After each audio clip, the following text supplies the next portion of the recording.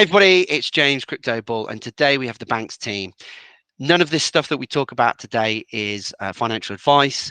Everything that you hear is just an interview, chat, trying to get some information, understand the project more, and also get to understand the team a bit more as well. I hope you enjoy the video. As always, I want to give a big shout out to today's sponsor, which is WALC.io, crypto's best kept secret. Hey everybody, hope you're well, and it's James Crypto Bull here, and I have the pleasure of Simon and Tanya from BAANX today.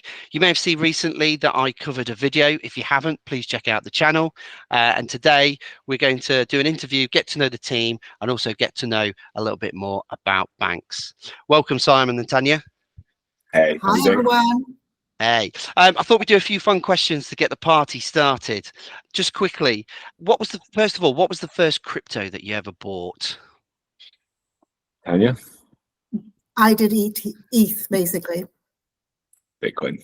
Bitcoin, cool. I was ETH. It was actually a decision between Bitcoin and ETH when I first bought. And if you had to describe yourself as a crypto, which one would it be, and why? Should I do this one first? So I'd probably go for an index coin because I'm quite a lazy trader. So I'd look for something that is covering like the top 15, 20 cryptos and just buy the one token that covers all of that, and I can just sit back. Yeah, it's kind of unsophisticated trading, and I like the straightforwardness, simplicity of it all. So that's me. Oh, it's a tough one. I mean, I'd go for Hashgraph because I think it's really interesting. There's loads of liquidity, it's fast, it's cheap, it's quick, it's well built, and there's a whole bunch of products. Obviously, none of those things really describe me, but I quite like it. The CTO Hashgraph and I used to work together with Carl Bjorn, so I've always had a bit of a soft spot for them. Oh, awesome. Thanks for that, guys. Really appreciate that. So, Simon, just in if you're in an elevator and you had to really quickly pitch, what is BAANX? What would it be? 30, 60 seconds. So BAANX basically, I mean, what we specialize in is effectively, we're replacing custody with technology. So it's basically self-custody without compromise is the whole mantra, the whole mission statement. So effectively, we're trying to create more rewarding user journeys that are, we're removing layers. We're trying to kind of get that relationship back between consumer and brand. In addition to that, we're trying to create a better generation of wallet product and functionality, whereby, in effect, you can keep funds in your custody until you want to spend them. So that's the kind of core nub of it. We partner with some of the leading names in the industry, obviously people like Ledger, who you know, and we've got a whole bunch of others which we're working on. We're actually on the 8th of April, without wanting to give away too much, but the 8th of April, we're actually launching a new product event around Paris Blockchain Week, which there will be some quite exciting stuff coming out of. So ultimately, that is what BAANX does. We are there to bridge the world between Web 2 and Web 3 and make that journey as seamless and frictionless as possible for the end consumer. Awesome. And what was the real inspiration behind it? Because you could have done quite a lot of things, but you've decided to go down this route, which is fraught with regulators, and it's not an easy path to take. Yeah, absolutely. I think ultimately, I mean, when Garth founded the business, Garth Howard, CEO, founded the business back in 2018, it was off the back of the kind of people making a lot of money in the kind of ICO and IDO market, and then realizing that they couldn't actually do much with it. Right? It was about that kind of principle of if you've made all this money, how do you then make that a real world benefit? And how do you reduce that friction? So yes, we've gone on a fairly long path, right? But we had to, you can't bridge worlds if you don't understand both sides of that coin. And we had to go down the route of regulation. We had to go down the route of various other things, because if we didn't have that kind of core capability, we wouldn't be able to produce product that works, or product that effectively is cost effective for the end consumer. The vision really was ultimately longer term to put the consumer back in control of their assets and allow that user unfettered access to funds that are within a non-custodial environment. Awesome. And you've got real sort of 4 key components to your business if people want to check out the website. The first one is digital fintech. Can you just give us a quick overview of what that is? Yeah, sure. I mean, fundamentally, we are a fintech platform. So we partner with other people. They can then, introduce the range of capabilities, services that we have, to their end kind of customer. So we work on a referral model. So we're digital first fintech business, and we also then obviously have built out a whole bunch of technology underneath this that enables that journey to actually work. Because one of the big issues, when you think about this, you've got this kind of old static TradFi world that's, operates a certain way. You've then got this new world, which is, Web3, which is tokenized, which is, the crypto world that we live in. And to be able to achieve that and facilitate, a product that works, you have to build out a huge amount of underlying technology on the platform, so those things become seamless.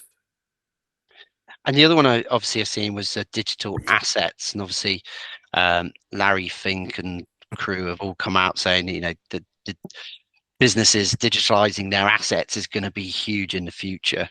What sort of services do you offer? Sure. So, I mean, fundamentally, we are building out a whole range of services, but at the moment we do exchange, we do swaps, we do borrowing and lending, we obviously do the payments piece as well, the card piece, specifically where we're partnered with MasterCard.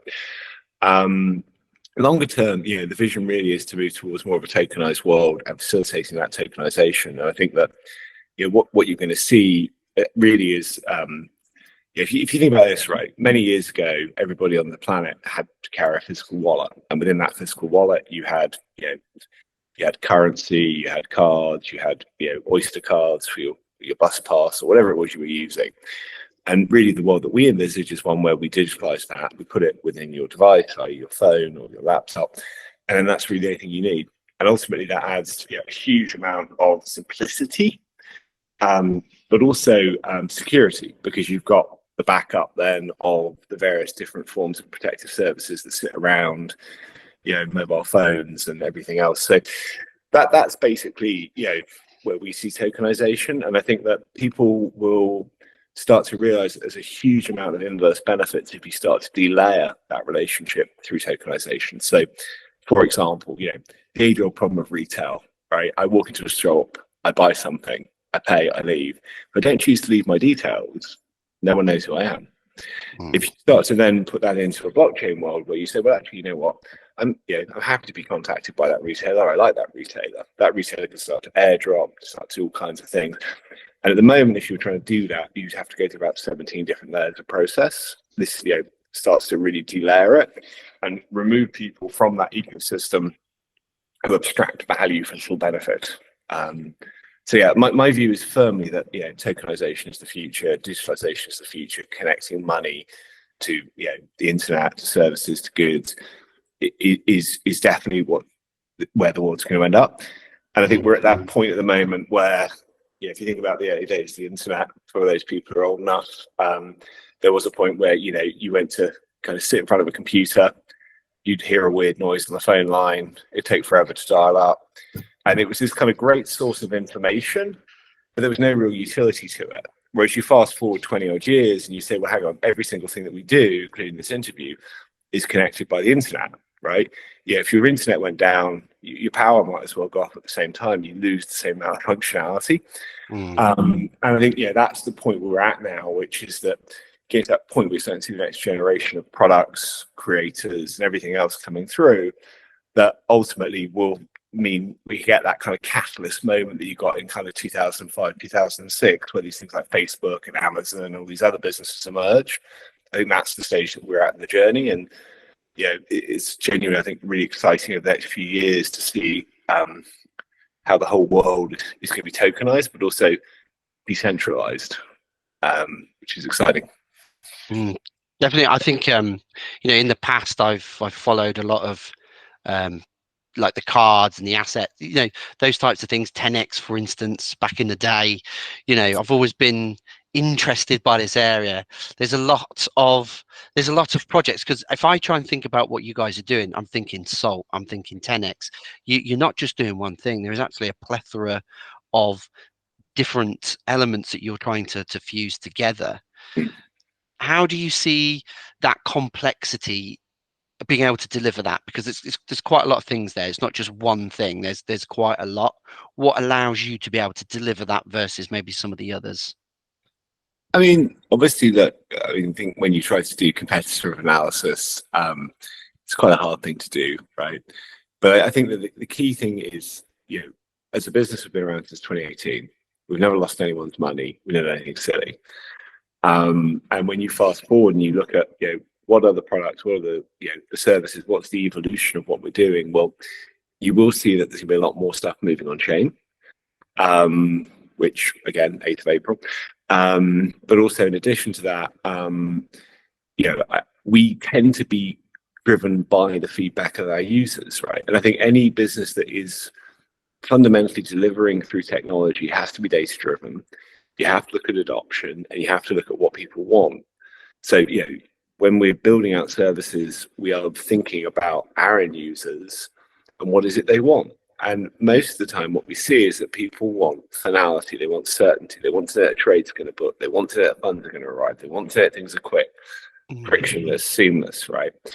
And I think from our perspective, you know, that has always been at the heart of it. It's like, you know, if you look at swaps, you know, in some instances you need swaps to load a card. So it doesn't make any sense for us to abstract that and put that somewhere else. It makes sense for us to make sure that we have a provision ourselves, but people can also use their own provision if they wish to swap into us.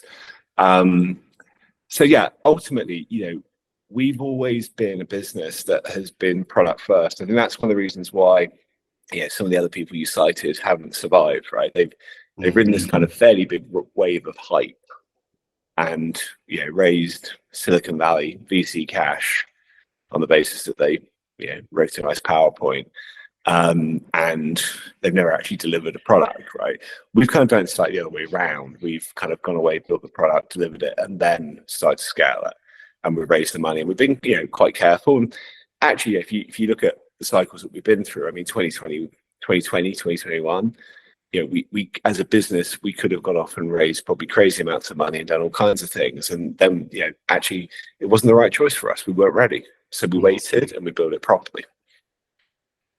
No, that makes sense. I think yeah, there's a lot of projects I've followed, and the ones that don't have the big money are generally the ones that survive. They're a little bit more resourceful. They're a little bit more, you know, when the big money flows in, people's heads blow off, and you know, they lose all sight of what the mission was. I think in some Absolutely. cases. Yeah, absolutely. I mean, if you look at, you know, the history of return and investment, right? There used to be this concept called power play in VC, right? Which was basically, well, there still is. But yeah, there was actually a whole bunch of, you know, kind of philosophy behind VCs of, hey, if we throw money at enough businesses, one of them will be the next Amazon, Google, or Facebook, and it doesn't matter what happens to the rest of them. And actually, if you look at the analysis that's been done, you know, subsequently of that, and you look at the returns in those VC portfolios, most of those VC portfolios that performed, it's actually been the kind of steady businesses that build real revenue and customers that didn't over-raise and didn't overset expectation, where the profits were generated. The businesses where people have lost money, you know, generally have been when they've thrown, you know, $1 billion into WeWork, right? I mean, everyone knows the story. Yeah. Adam Newman off his head on cocaine, driving around New York with FTX, did you say? That was Adderall, wasn't it? But everyone knows the story of kind of Adam Newman driving around, you know, trying to sell everybody on the idea that it wasn't just a service office, it was a lifestyle, and he took enough cocaine to be convincing, and MasterCard gave him billions of dollars. Today, those billions of dollars gone to zero, right? So we tried to avoid that. We tried to be much more sensible and, but also, yeah, at the same time, staying true to the kind of principles of crypto and not forgetting the fact that we are working in an environment which, you know, should be a bit more fun. It should be a bit more creative. So yeah, we're generally, you know, pretty happy with the way the world is at the moment for us.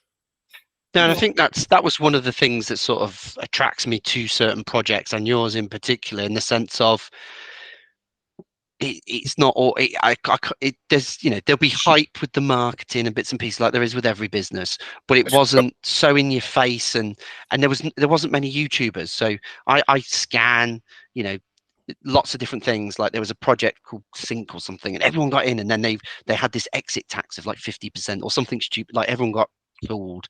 Where actually I look for the projects where there's not really many people talking about it. You do some research, you do some digging, you think, actually, these are, you know, for me, you're a sleeping giant is my own personal opinion. People do your research and stuff, but that's where my head got to very quickly. We're gonna have our Aston Villa moment then. We're gonna suddenly emerge as one of the power.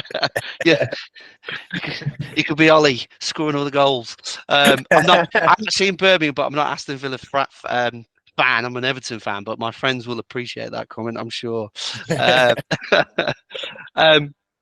Can I add something to the USP? Yeah, go for it. Yeah. So, like from a marketing perspective, for our USP, like crypto cards, generally, like in the market, when we look at all our competitors, they tend to be from exchanges, whereas we've got a partnership model, we've got an app, so it's different.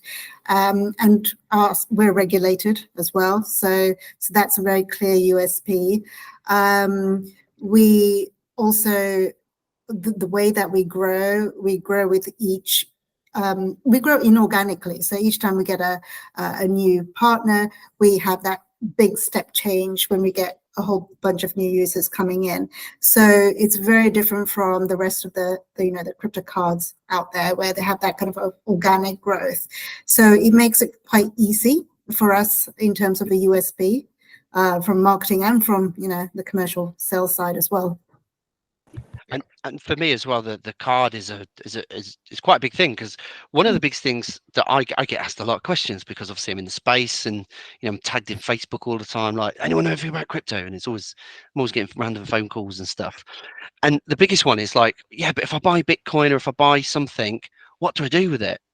So, well, and the natural next thing is, will you be able to spend it? And the card, and trying to direct people to something, and then it comes down to the whole piece of being regulated, because people want something that they trust.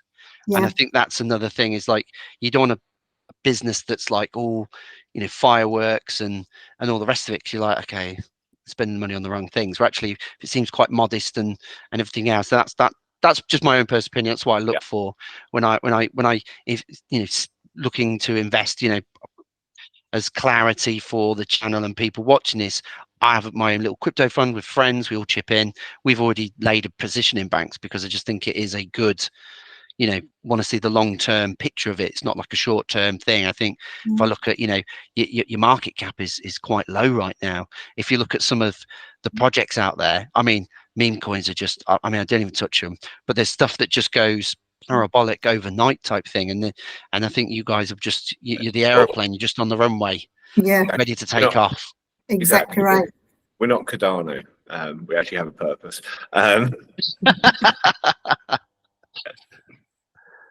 No, I think it's those are the things I look for. And one thing that really caught my attention was obviously the staking on the platform as well.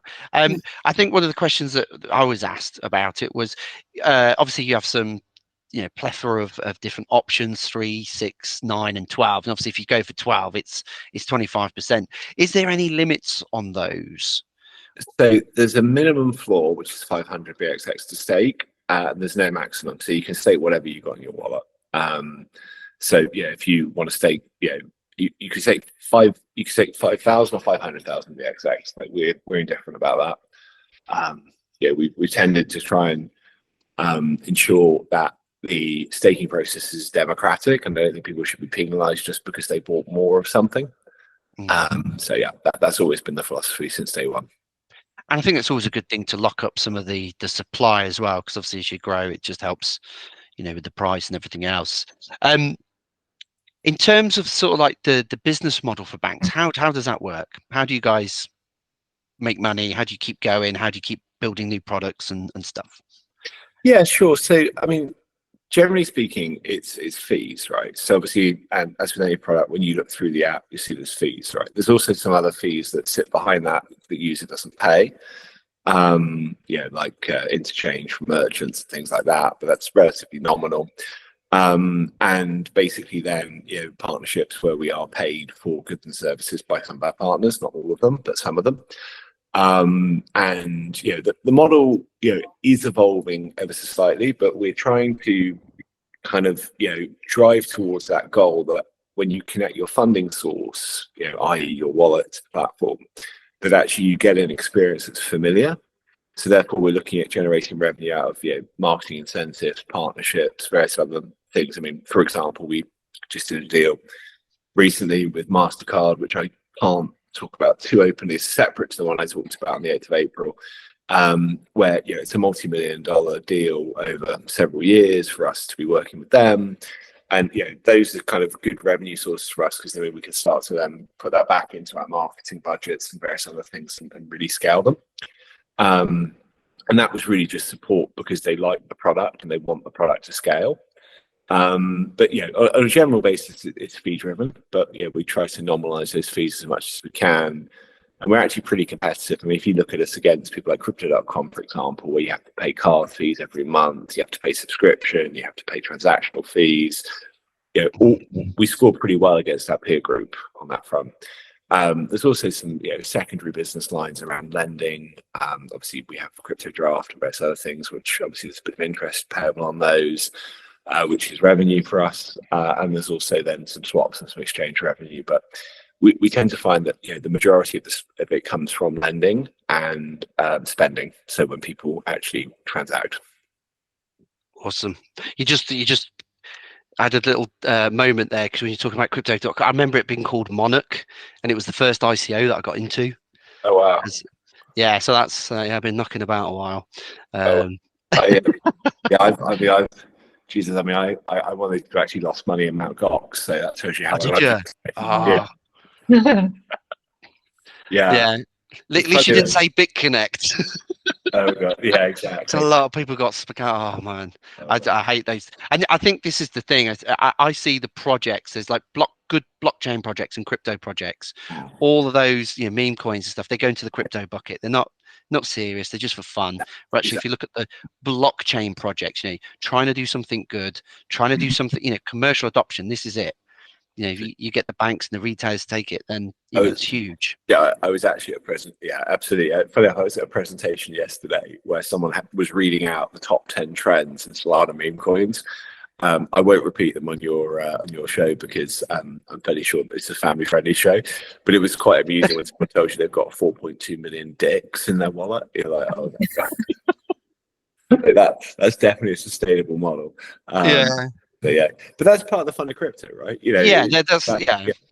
Exactly. It is fun, but it's not so fun when you see people getting rugged. I had some friends who put some crazy money in, and 90 grand later they're like crying and stuff, and like.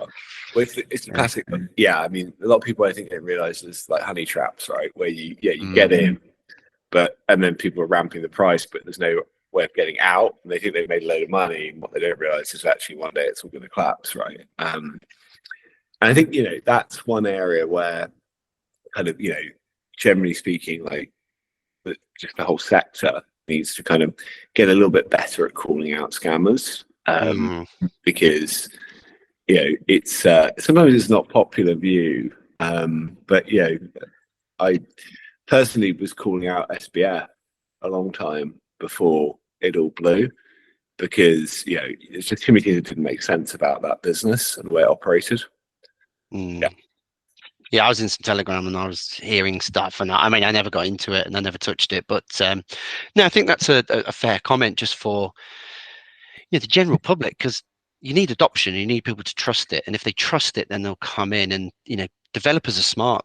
Put like non-sell code in there, so you can't. People are buying it up and then they go to sell it and then you can't. And we need to protect those people as much as people say, "Oh, don't need regulation. We can do it all ourselves." There's always bad actors, and they'll always try and get you. So we need. There is, and unfortunately, there's no financial incentive to call them out, right? That's the issue, right? It's like there's a huge amount of emphasis on promotion and people putting money behind trying to ramp a product and get people into it or a project. There's no incentive whatsoever for people to actually come along and go, "Hey, this is a scam," right? I've had that points where I've been talking about things where I'm very anti certain exchanges that I won't name on this podcast, and you look at it and you're like, actually in reality, like half the people probably know it's true, but they don't want to admit it.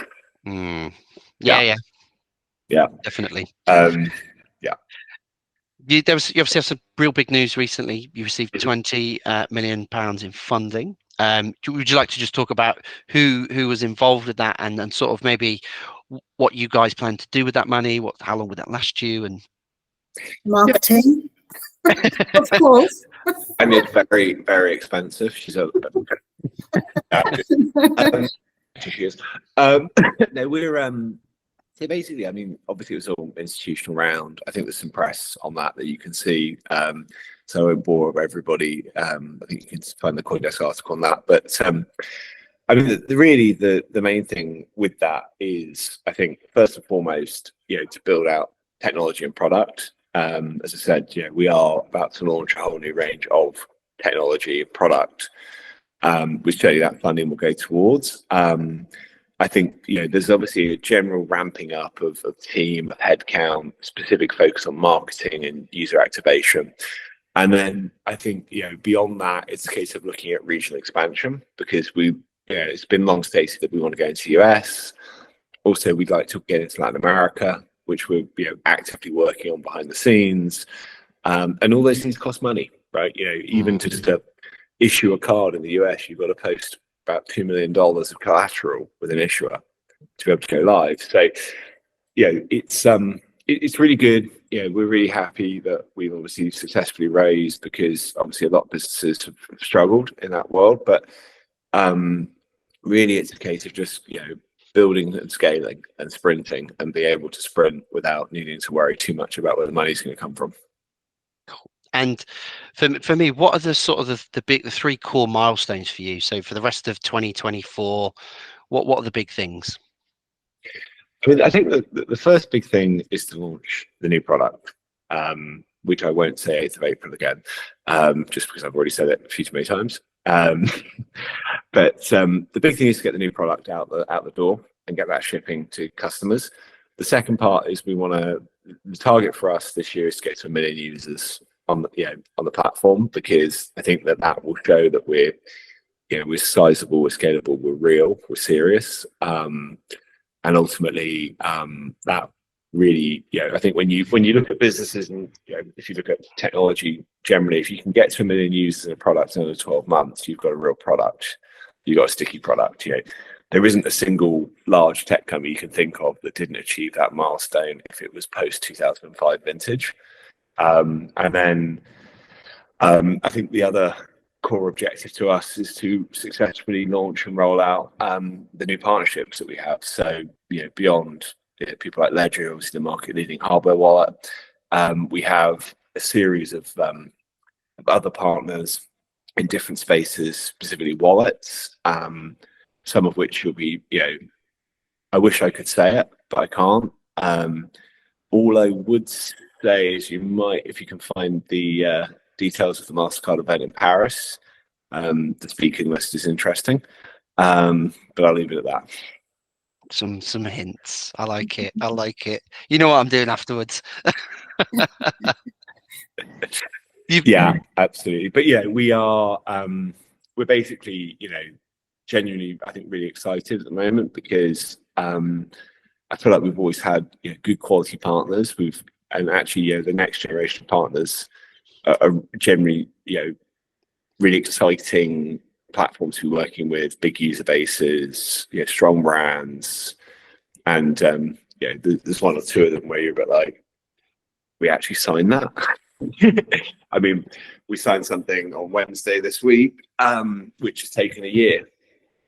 We first started speaking to them a year ago, and we've been I must have been on at least 10 or 15 flights to get that deal across the line, from the US, across Europe, down to the Caribbean, to all kinds of other places, just working with that team, meeting the different stakeholders, and really getting people into it. So it's been genuinely, I think it's fair to say that from a business perspective, as we sit here in the 22nd of March 2024, we've probably never been in a better position actually than we are at the moment.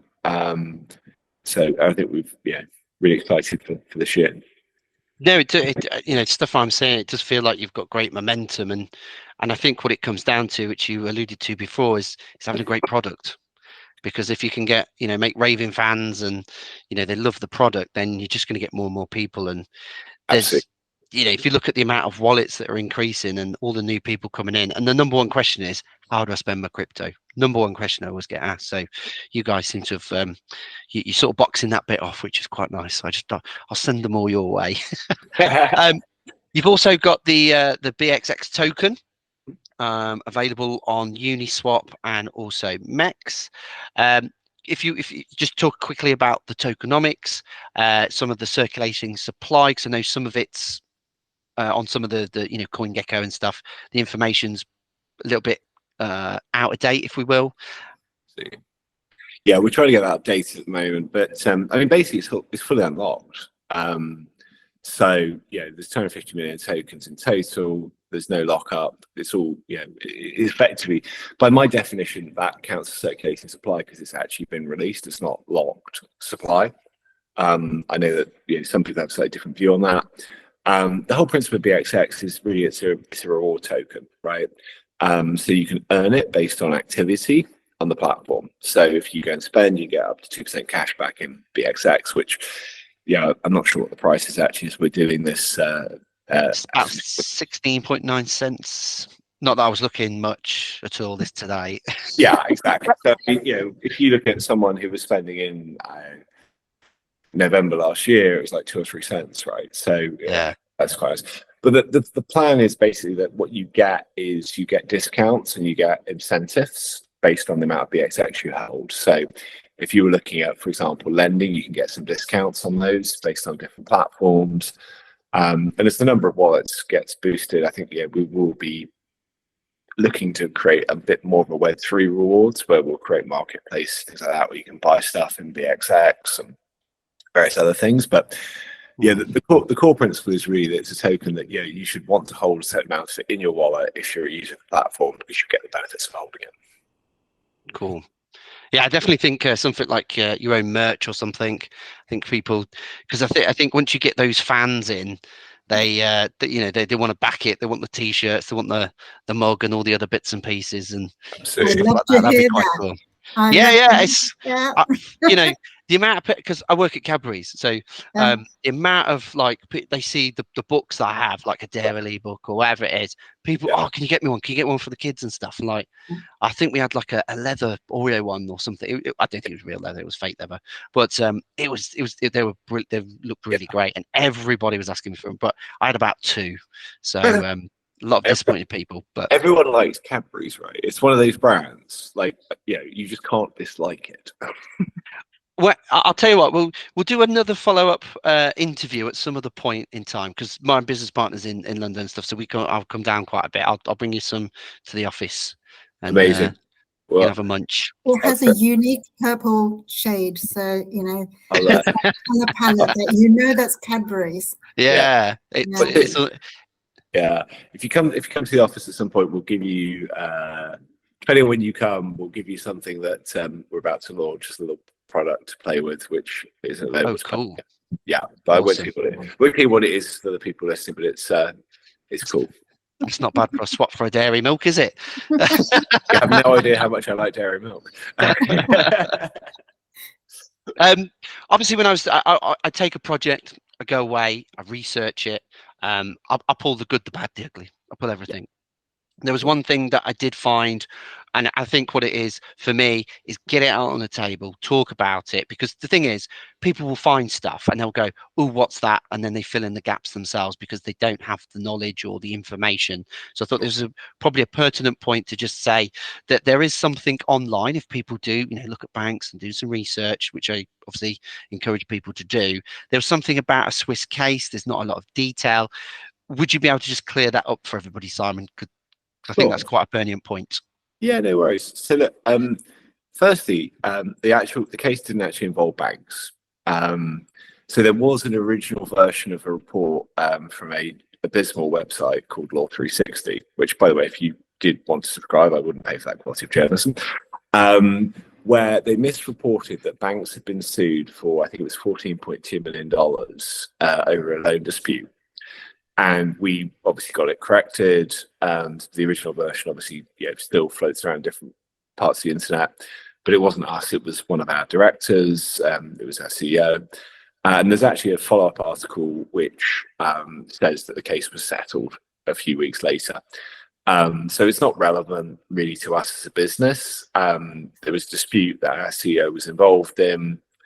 And as happens in business, sometimes people do a deal and then they fall out, and it's been settled and it's resolved. So from a business perspective, there's nothing to worry about. We're not being sued. We're not owing anybody money. We haven't defaulted on anything.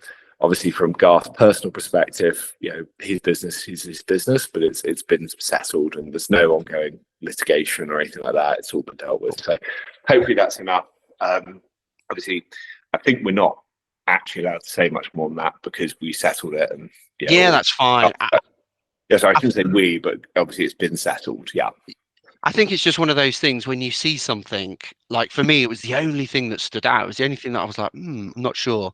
Everything else sort of fitted into place. And I just wanted to get that clarity for anybody else doing the research, because I'm in a lucky position that I had a friend who knew you guys.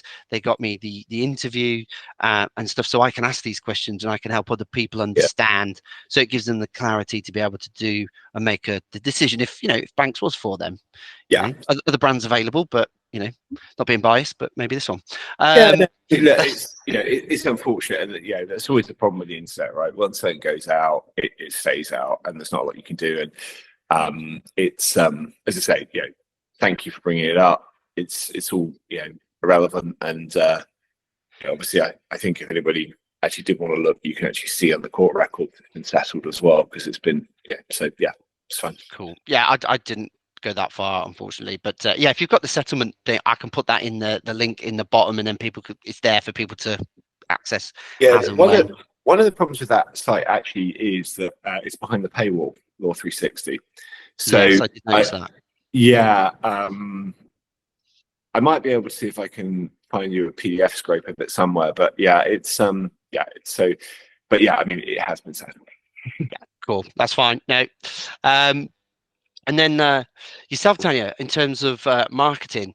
Now, I think from one of the big things I did notice that there wasn't a lot of marketing for BAANX, but obviously we're starting to see a lot more. Can you just tell us about what we can expect over the next sort of year?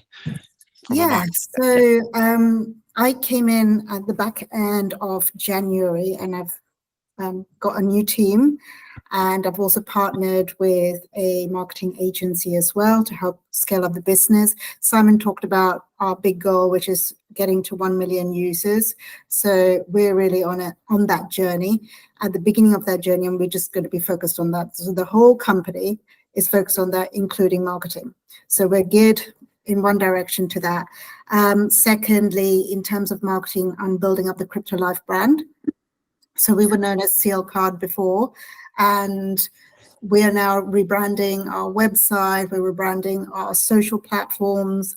And this is so that we're just at that stage where we initially had just Ledger as our client. So our brand was very much the Ledger colors, and now we're getting more partnerships. We're creating our own brand because it just makes much more sense. So when customers come from some of our other partners who are known, like Tezos and 1inch, they're going to see the Crypto Life website. They can log in, they can link their accounts, and they have a much more smoother journey without getting confused, like, oh, here they are with Ledger colors, but I came from 1inch, So that's my journey and my plan.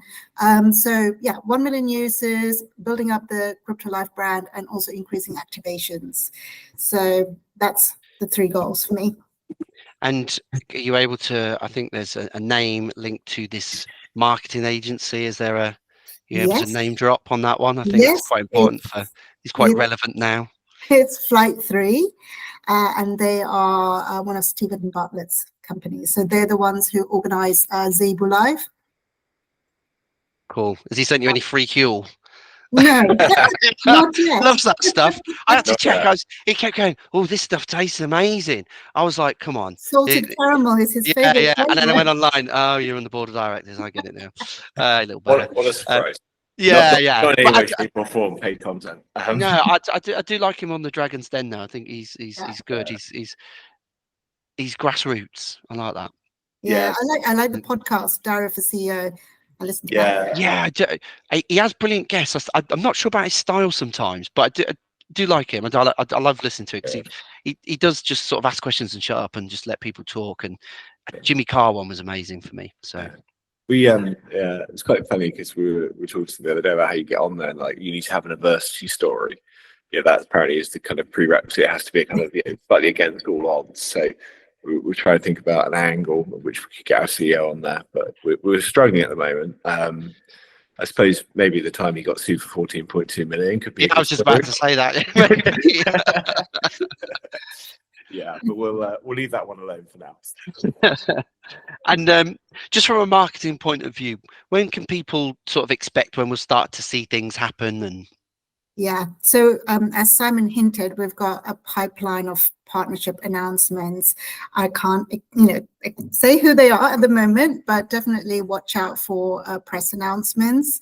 And around the 8th of April will be an big important dates. time. Yeah. Yeah, absolutely. Yeah. I think the key with these things, especially when we're working with our partners when we're trying to announce stuff, is that we have to form consensus with them about what we're going to announce and when. So yeah, sometimes it's a little bit frustrating, but equally, we need to respect the partnerships that we have. Yeah.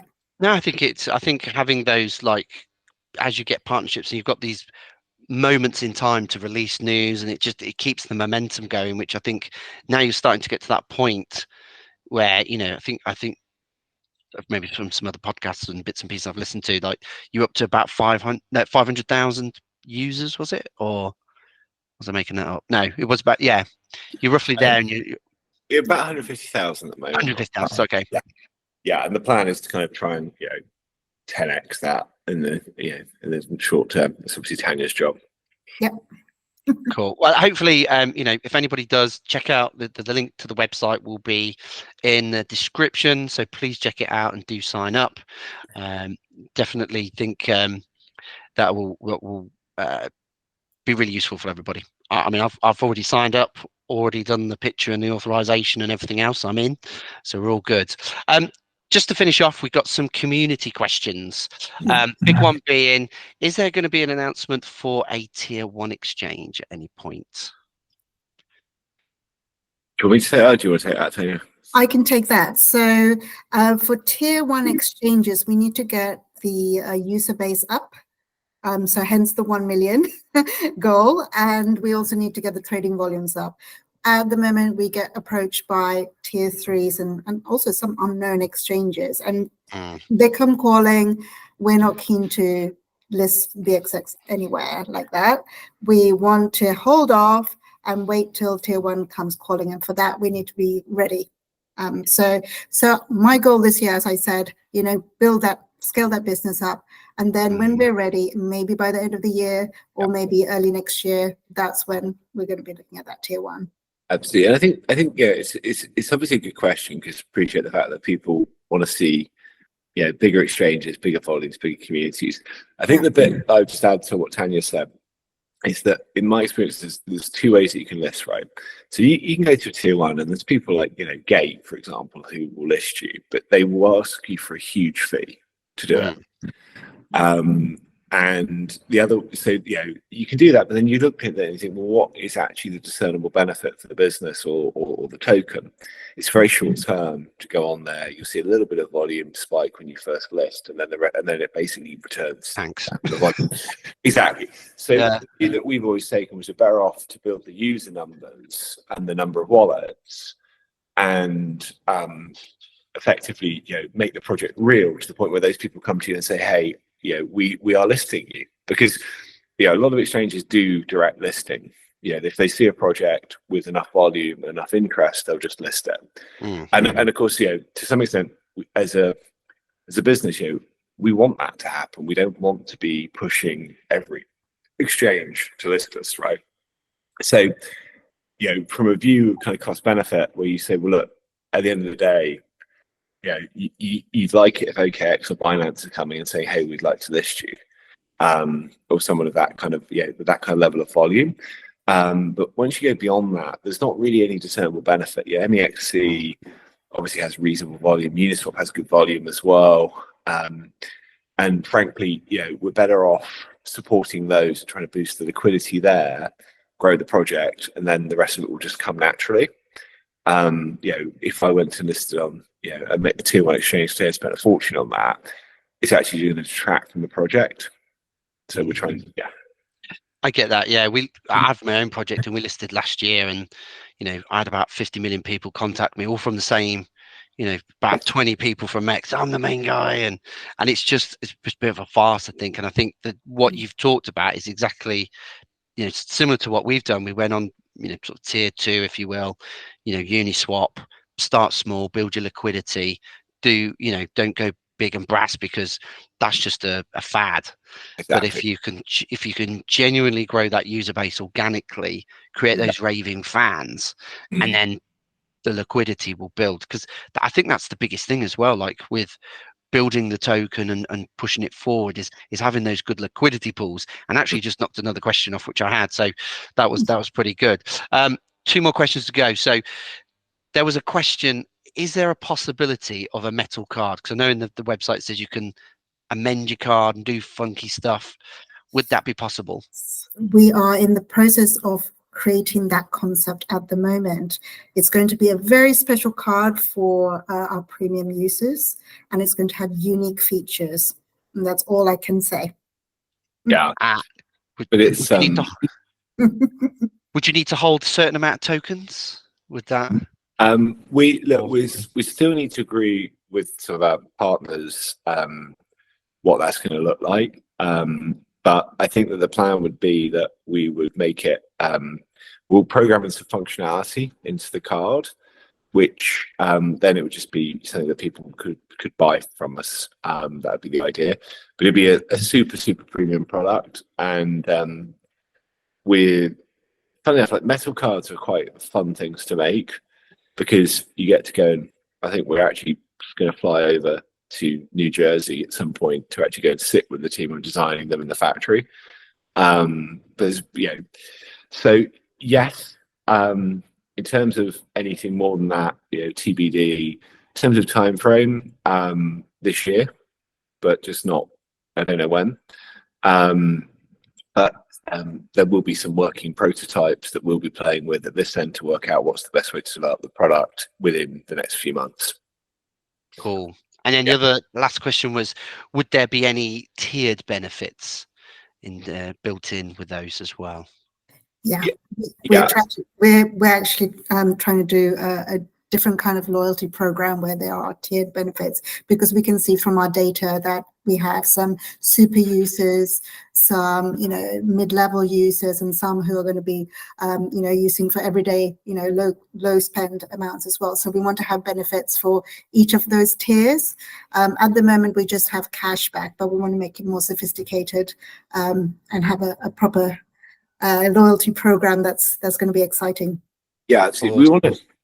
Absolutely. We want to do some cool stuff just generally, right? And I think now we've obviously raised a bit of money and got some new partners, done all this kind of stuff. We're kind of a bit more relaxed about it, because the thing people don't understand is, like, even just to make prototypes of metal card, basically it costs you about 100 grand just to make working prototypes. Yeah, because you have to pay the supplier, and of course they literally have to go and make a production line just for the prototype, which obviously these things are not cheap. Also, if you look at a metal card, you basically get about 1 in 3 that they put through the production line actually will be okay. The other 2 are waste. Oh, really? Yeah, because they're quite hard to make. They're literally, engraving on a card. Any tiny deviation, any kink, buff, scratch, it has to go in the bin. So they're actually quite expensive. But we'll be looking at that. We'll also get some kind of personalization and customizable features just generally across the platform.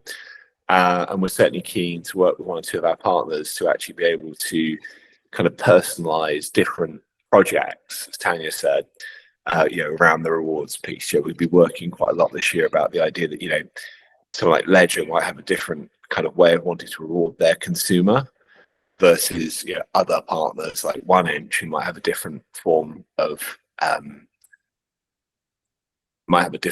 incentive that they think is more appropriate.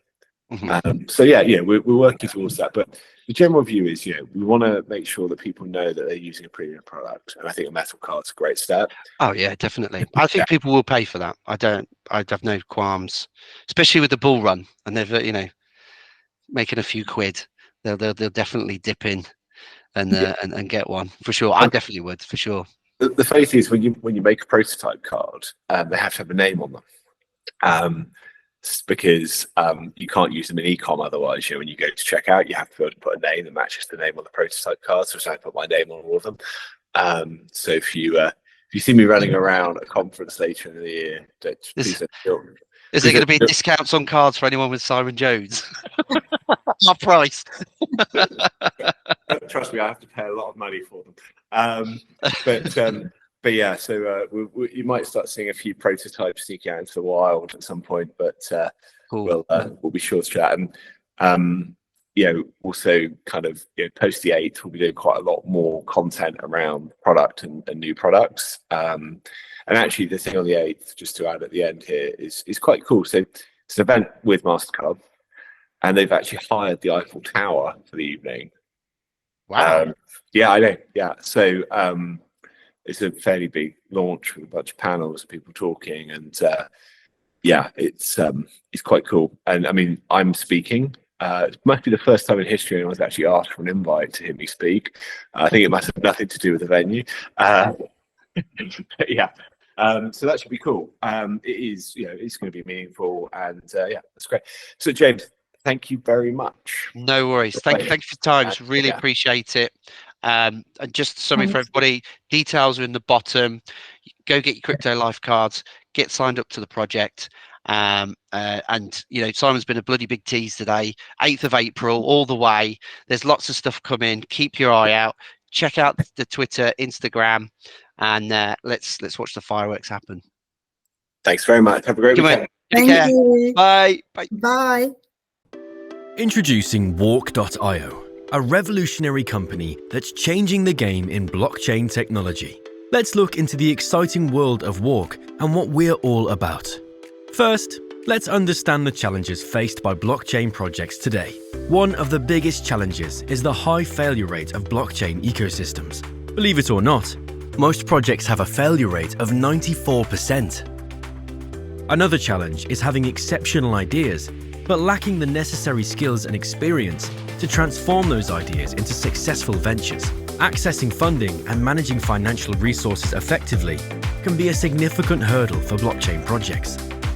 Lastly, the commercial adoption of blockchain technology, especially beyond cryptocurrency, remains a considerable obstacle. But fear not, because WALC has some incredible solutions up its sleeve. First up, WALC offers an accelerator program. This program provides support from a high-level C-level team, addressing skill gaps in marketing, finance planning, and other aspects of project development to ensure success. WALC recognizes the funding struggles faced by many projects. That's why they ensure continuous financial support through various services, including already raised funds, grants, and profits from their first project, real-time payments. All projects within the WALC incubator adopt the native token, WALC. This approach fosters collaboration and shared success among projects, leading to increased token stability, utility, and value for everyone involved. Now, let's dive into WALC's first project, Real-Time Payments, RTP. RTP is a banking infrastructure payment solution that utilizes blockchain technology and smart contracts. The RTP software serves the wholesale FX market, which is the largest traded market in the world, handling a whopping $6.6 trillion per day.